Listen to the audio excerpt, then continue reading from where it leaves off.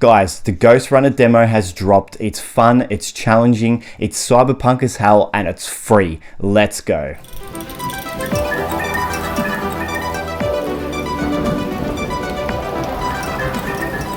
Hello, can I hear myself? I can. Oh, the echo. I love it. I love it. It's amazing. Hey there, you little cyber psychos. Hope you're all smashing quarantine like a big box of cookies, which I'm sure is making you thirsty for some more cyberpunk action. So, as I'm sure you've heard, the Ghost Runner demo is now available on Steam, Xbox One, and PS4. I downloaded it on Steam and played it the first chance I got.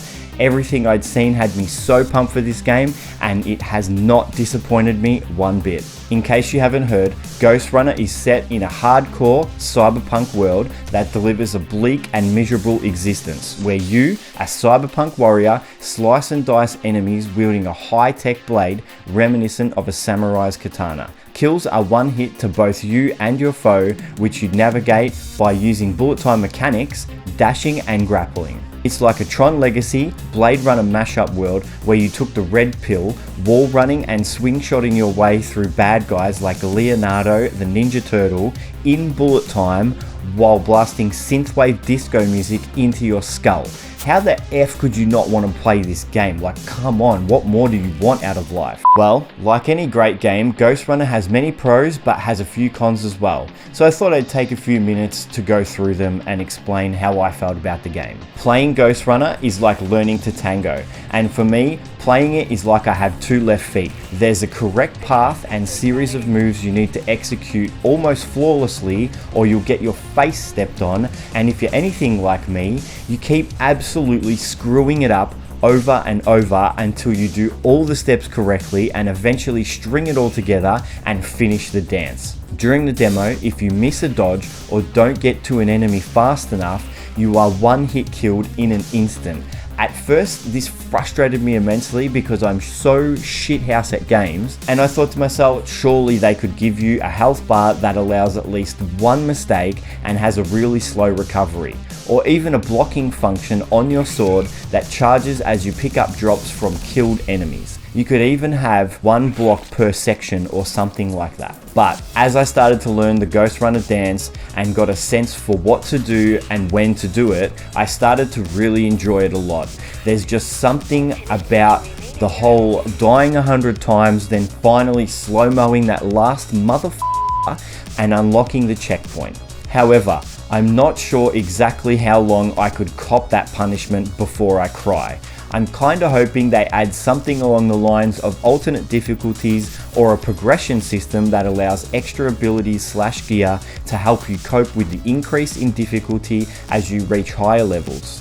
I mean, they could even have things like different Tron suits with alternate stats that you can choose depending on your playstyle, such as one suit has a faster run speed but sacrifices dash distance and bullet time length or something along those lines. So that brings me to the standard run speed and overall pace of the game. There were so many times where I was jumping and dashing and I was like, man, I wish it always felt this fast. When you load up the game and it plays the intro or trailer thing, the character is hooking across the buildings and you're like, yes, let's go, let's do this, load me up, let's go fast.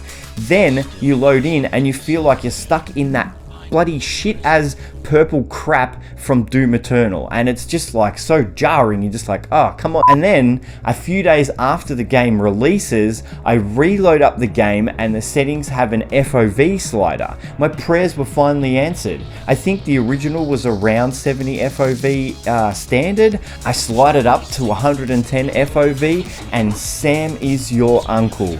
Now I'm absolutely hooking through the map like a demon, and oh my god, it is so much better. That FOV just changed everything about the game for me. All of a sudden, the game felt so much smoother and delightful to play.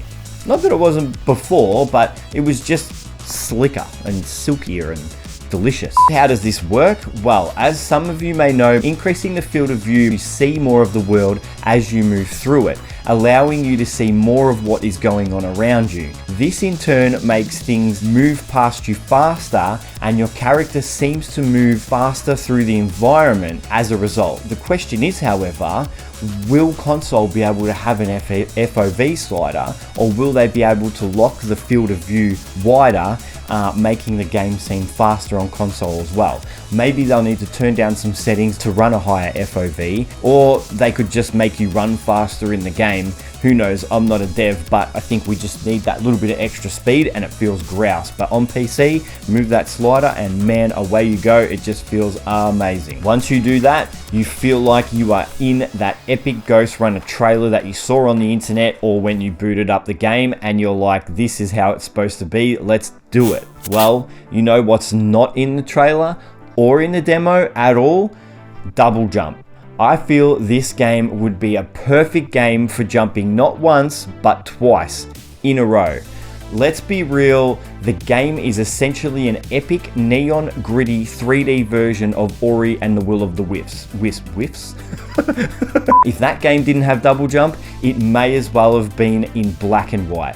Actually, pretty sure the start of it didn't have double jump, and yeah, it felt just okay, but once that extra drop jumped into your Rabbit Ninja Guy arsenal, man, that game was just total platforming butter.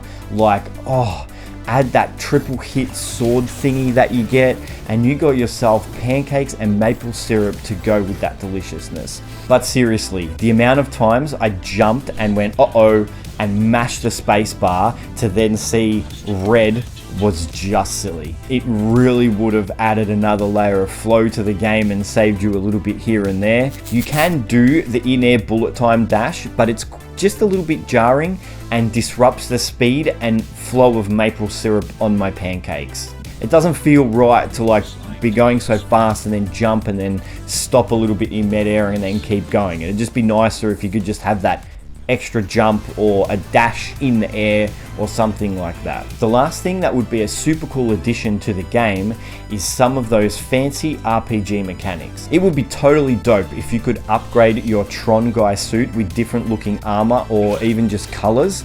Even upgrading your sword to other styles of swords would be amazing, especially since you can see that in the game. It's like right in front of you the whole time. The main thing essentially is to give you reasons to keep running the game.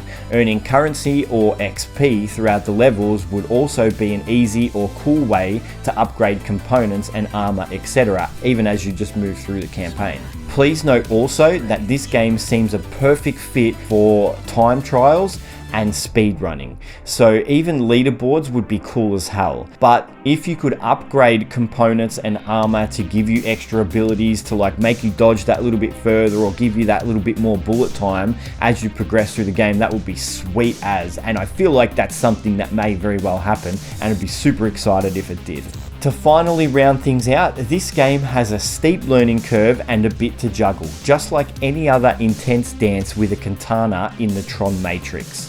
But being a cyber samurai that can slow time in a dystopian neon future is the most fun I've had in a while. Experiencing moments of accomplishment after being punished time and time again for small mistakes is a great feeling and extremely rewarding. This game runs phenomenally and feels very smooth. It also looks awesome, which makes it a joy to play. You 100% need to get your hands on it and give it a try. I loved every second and I totally cannot wait until the game's full release, whenever in 2020 that is. Thanks for watching, and I'll catch you next time, you damn legends.